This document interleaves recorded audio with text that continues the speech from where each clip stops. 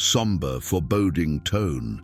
Imagine a being so terrifying, so utterly destructive, that it's often confused with Satan himself. But what if I told you he's worse, much worse?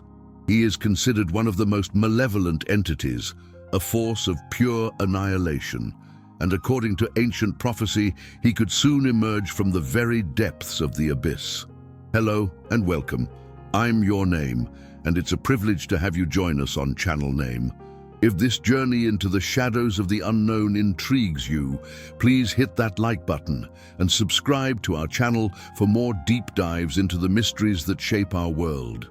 Also known by the Greek name Apollyon, this entity is cited in the book of Revelation, chapter 9, verse 11.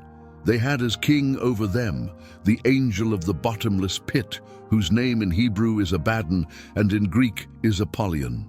The very meaning of his name sends a chill down the spine: destruction. While Satan bears many names, Apollyon is not one of them.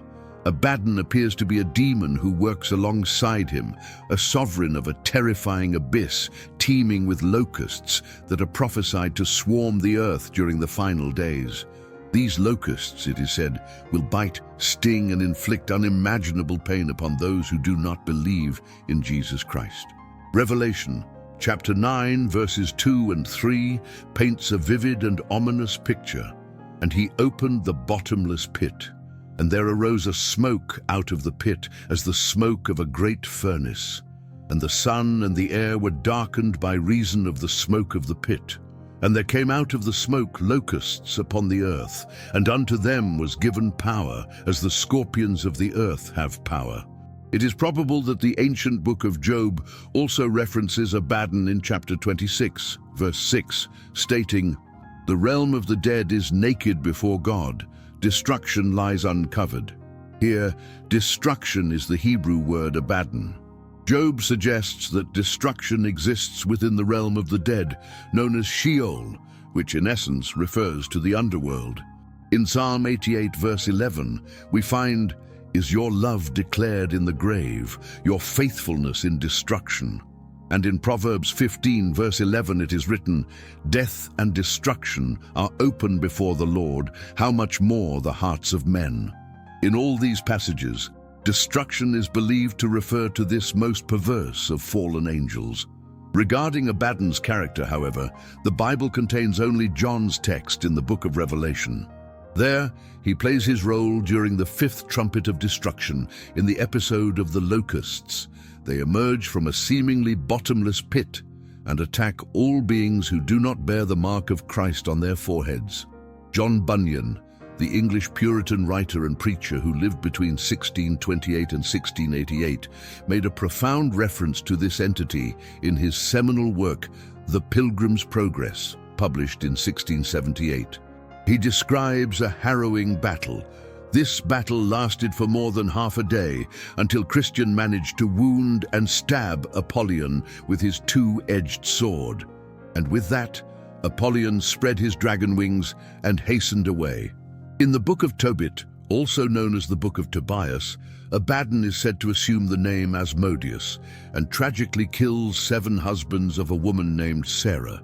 However, as Tobias and the wisdom of Solomon do not align with all biblical canons, we must exercise discernment and caution whenever we read these texts. Generally, we understand that Abaddon is deeply tied to destruction in both testaments, and he appears to unleash misery in the form of sharp-toothed locusts in the final days. The writings of Solomon, known as the Wisdom of Solomon, gather a series of proverbs used by many as an encouragement for daily life. In chapter 18, Solomon makes 2 references to the destroyer, using this word in place of his Hebrew name, Abaddon, or Greek, Apollyon. It is in literature, fiction, and even games where references to this fallen angel gain the most traction. In the 1980 science fiction film Altered States, Professor Edward Jessup, played by William Hurt, mentions Abaddon during one of his hallucinatory journeys into his own unconscious. In the Brazilian writer Edward Sport's book, A Batalha do Apocalipse, The Battle of the Apocalypse, Abaddon is also cited as one of the main antagonists of the plot. In games like Warcraft 3, Final Fantasy, and Castlevania, he is a guaranteed character. There are numerous other publications, games, and television programs where this malevolent figure is present. On one hand, while destruction is one of humanity's greatest fears, we see that Abaddon's presence is quite common in the popular imagination.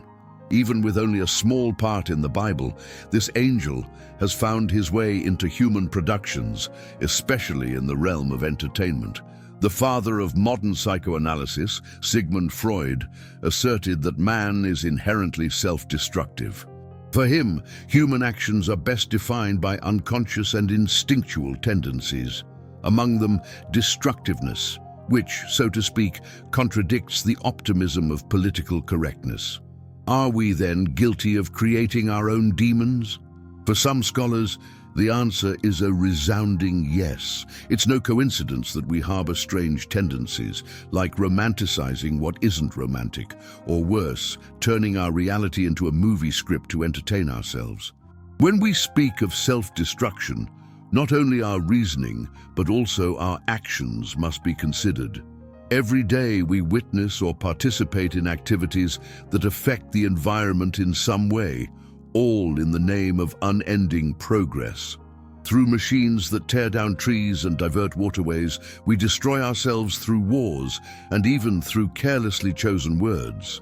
What the Bible foresaw in the book of Revelation is that the wicked, that is, the impure who do not bear the mark of Christ on their foreheads, will pay for their sins in the great tribulation, being attacked by unimaginable plagues. Meanwhile, the pure of heart will be raptured and taken to the kingdom of heaven. Abaddon's locusts, however, are not the common insects we know that wreak havoc on crops in today's world. These prophesied locusts will bite, sting, or cause pain to those who do not believe in Jesus Christ.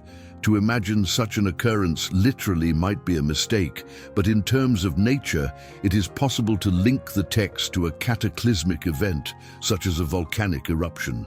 A passage from chapter 9, verse 2 of Revelation hints at this when we read, "And he opened the bottomless pit, and there arose a smoke out of the pit."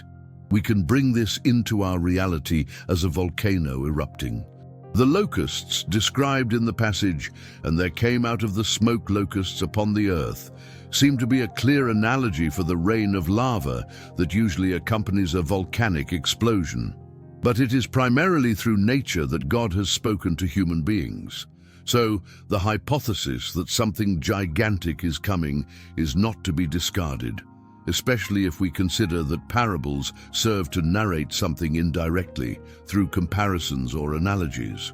And there is no shortage of volcanologists who believe it's only a matter of time before the Pacific Ring of Fire becomes the stage for the largest volcanic eruption ever witnessed by humanity. The Ring of Fire is an extensive area with a high number of earthquakes and intense volcanic activity located in the northern Pacific Ocean.